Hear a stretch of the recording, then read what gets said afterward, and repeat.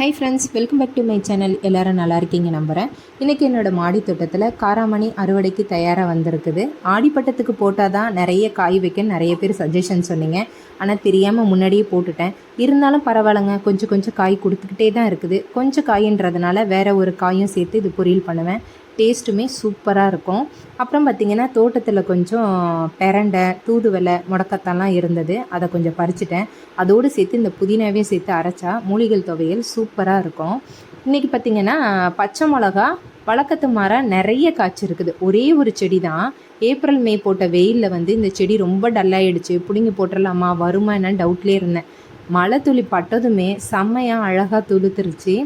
ஏக போக விளைச்சல் கொடுத்துருக்கு. கிட்டத்தட்ட இன்றைக்கி ஒரு 1/2 கிலோவுக்கு மேலே இருக்கும். அவ்வளோ பச்சை மிளகாய் இன்றைக்கி. இந்த மூலிகை துவையல் அரைக்கும் போது பச்சை மிளகாய் சேர்த்து அரைச்சா அதோட டேஸ்ட்டு செம்மையாக இருக்கும். பசி நல்லா எடுக்கும் தெரியுமா. அப்புறம் பார்த்திங்கன்னா ஒரே ஒரு லெமன் ஒன்று பழுத்திருக்கு. அதையுமே இன்றைக்கி பறிச்சுக்கலாம். ஆக மொத்தம் இன்றைக்கி குட்டியான அறுவடை தான். இந்த அறுவடையில் நான் இன்றைக்கி என்ன எடுத்தேன்னா பைத்தாங்காய் கொஞ்சம், பச்சை மிளகாய் கொஞ்சம், புதினா கொஞ்சம், லெமன் கொஞ்சம்.